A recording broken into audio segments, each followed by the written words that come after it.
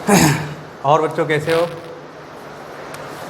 आज हम लोग का फर्स्ट क्लास है और केमिस्ट्री का क्लास होगा ये।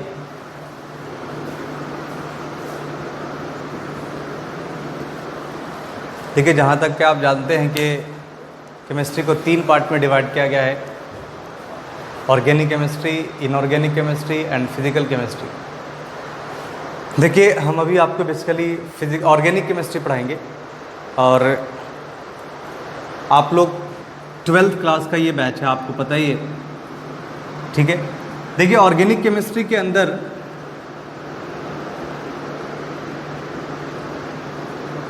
क्या क्या पढ़ना होता है। देखो, सबसे पहले जो पढ़ना होता है वो IUPAC नोमेनक्लेचर पढ़ना होता है, ठीक है। IUPAC नोमेनक्लेचर के बाद आइसोमेरिज्म पढ़ा जाता है। आइसोमेरिज्म के बाद GOC पढ़ा जाता है। देखो, GOC को बहुत टीचर अलग अलग तरीके से पढ़ाते हैं, ठीक है। हाँ, तो देखिए, GOC जो होता है, GOC को 2 पार्ट में आप टीचर्स डिवाइड करते हैं: GOC 1 एंड GOC 2, ठीक है। देखो, GOC 1 के अंदर बेसिकली हम लोग जो पढ़ते हैं उसको पढ़ते हैं इलेक्ट्रॉनिक डिस्प्लेसमेंट इफेक्ट।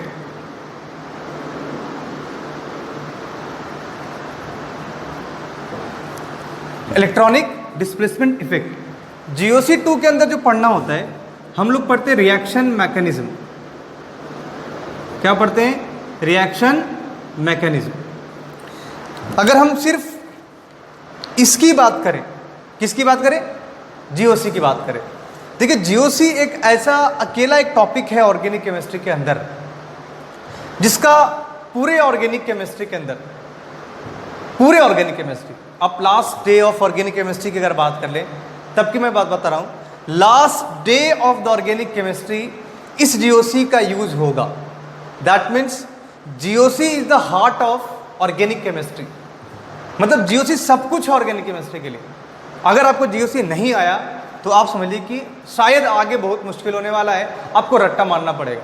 लेकिन अगर GOC 1 और GOC 2 अगर आपको समझ में आ रहा है, दैट मीन्स आपको रटने की जरूरत नहीं होगी। आप सवाल को देख करके, क्वेश्चंस को देख करके आप सॉल्व कर सकते हो, ठीक है। और electronic displacement effect and reaction mechanism इसके अंदर हम लोग पढ़ेंगे। देखो, इसको समझने के लिए इसका आना बहुत ज़रूरी है। तो अगर बात करें तो GOC 1 सबसे पहले आपको समझना होगा, electronic displacement effect. Then after आप रिएक्शन मैकेनिज्म अच्छे से समझ पाओगे। और अगर आपको रिएक्शन मैकेनिज्म समझ में आ गया तो इसके बाद की जो चैप्टर है, इसके बाद का जो चैप्टर है, अपन अगर इसकी बात करें तो इसके बाद हम लोग पढ़ते हैं हाइड्रोकार्बन। क्या पढ़ते हैं? हाइड्रोकार्बन। आप सबको पता है NCERT में हाइड्रोकार्बन दिया हुआ है, ठीक है। हाँ, लेकिन एक बात और, NCERT में GOC वगैरह के बारे में कहीं पे GOC वर्ड लिख करके नहीं आया है, ठीक है। बस यहाँ पे जो चीज़ें इसके अंदर पढ़नी है, इलेक्ट्रॉनिक डिस्प्लेसमेंट इफेक्ट, इसके अंदर NCERT के अंदर ये थोड़ा मेंशन किया है। बट अगर अपन बात करें IIT point of view and medical point of view से, IIT and medical point of view से, तो ये चैप्टर बहुत इंपॉर्टेंट है। ये बहुत ही ज़्यादा इंपॉर्टेंट है। तो मैं बार बार इस पर जोर दे रहा हूँ क्योंकि ये वाकई बहुत इंपॉर्टेंट है। बिना इसके समझे आप समझ नहीं सकते हो। तो बहुत ज़रूरी है इन दोनों को बहुत अच्छे से समझा जाए, ठीक है। जब ये आप पढ़ लोगे तो इसके बाद हाइड्रोकार्बन पढ़ोगे, ठीक है। हाइड्रोकार्बन के बाद हम ये हाइड्रोकार्बन अगर बात करें तो 11th का चैप्टर होता है। इसका चैप्टर होता है 11th का, ठीक है। जो NCERT के बेसिस से बात करें तो NCERT में 11th में दिया हुआ है, ठीक है। एंड इसके बाद हैलो एल्केन्स पढ़ना होता है। क्या पढ़ना होता है? Haloalkanes and haloarenes, ठीक है। Haloalkanes and haloarenes के बाद पढ़ना होता है अल्कोहल, फिनॉल एंड ईथर, ठीक है। इसके बाद पढ़ना होता है एल्डिहाइड्स एंड कीटोन्स। इसके बाद पढ़ना होता है कार्बोक्सिलिक एसिड एंड डेरिवेटिव्स, ठीक है। एंड इसके बाद जो पढ़ना होता है कार्बोक्सिलिक एसिड एंड डेरिवेटिव्स के बाद हम लोग पढ़ेंगे बायोमॉलिक्यूल्स। इससे पहले अमाइंस भी पढ़ेंगे हम लोग। क्या पढ़ेंगे? अमाइंस। तो ये आपका पूरा ऑर्गेनिक केमिस्ट्री का लिस्ट है। देखिए इसमें आईयूपीएसी नोमेनक्लेचर हो चाहे आईयूपीएसी नोमेनक्लेचर हो चाहे आइसोमेरिज्म हो। देखिए आईयूपीएसी 11th में पढ़ना होता है, लेकिन 12th में भी इसका यूज होगा, क्योंकि आपके बोर्ड में या आईआईटी या मेडिकल में आप आईयूपीएसी से भी सवाल होता है। दैट मीन्स 11th का चैप्टर है जरूर, 11th के टॉपिक है जरूर, बट इसका सवाल आपका 12th में भी आता है। एंड ये जो आइसोमर्स है, आइसोमर्स में भी दो चीज़ें होती है। एक होता है स्ट्रक्चरल आइसोमर्स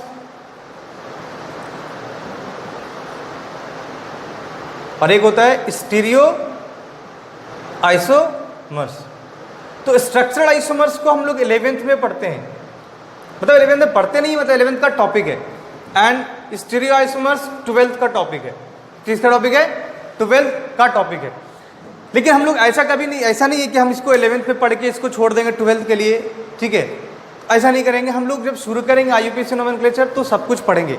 लेकिन अब जहाँ तक आपको पता है कि ये हम लोग ये जो क्लास है वो क्लास 12th का क्लास है, तो हम लोग यहाँ से शुरू करेंगे, जीओसी से शुरू करेंगे, क्योंकि आप मैक्सिमम बच्चे ये 11th में पढ़ चुके होते हैं। तो इवन आप जीओसी भी पढ़ के आते हो, जीओसी 1 आप थोड़ा बहुत पूरा अच्छे से पढ़ के आते हो या थोड़ा बहुत जरूर पढ़ के आते हो।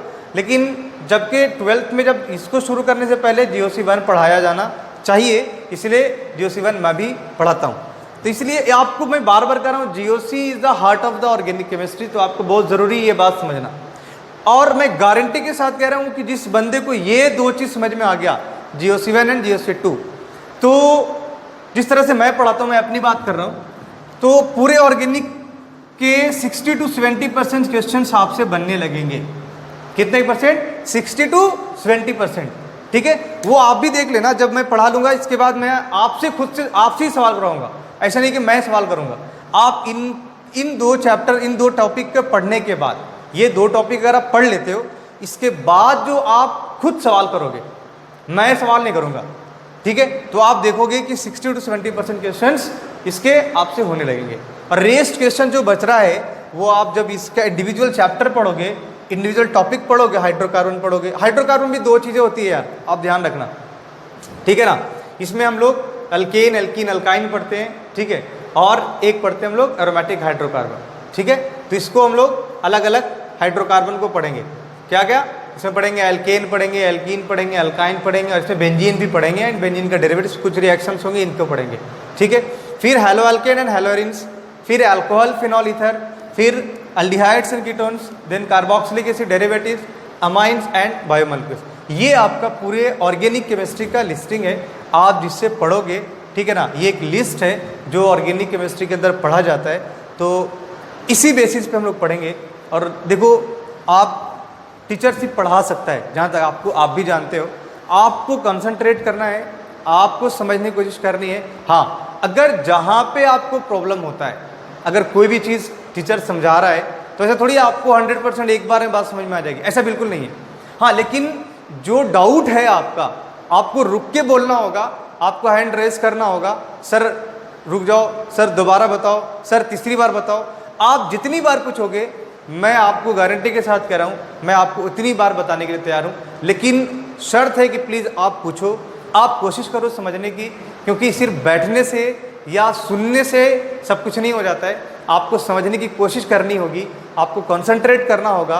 किसी की बात सुन, आप जानते हो कि एक अच्छा स्पीकर होने के लिए आपको अच्छा लिसनर होना पड़ता है, यानी कि कुछ बोलने के लिए किसी की बात अच्छी से सुननी पड़ती है। तो बहुत ज़रूरी है कि आप कुछ बोलो, इससे पहले सामने वाले की बात बहुत गौर से सुनो। तो आप मेरी बात सुनो, जो भी टीचर आपको पढ़ाते हैं, ठीक है? आप मैथ्स पढ़ोगे, फिजिक्स पढ़ोगे, बायो पढ़ोगे, बायो वाले बच्चे जो होंगे, तो हर टीचर की बात बहुत गौर से सुननी होगी, तभी आप अच्छे से अपने अंदर इम्प्रूवमेंट देख सकते हो और देखोगे। तो आई होप आपको मेरी बात समझ में आ रही होगी।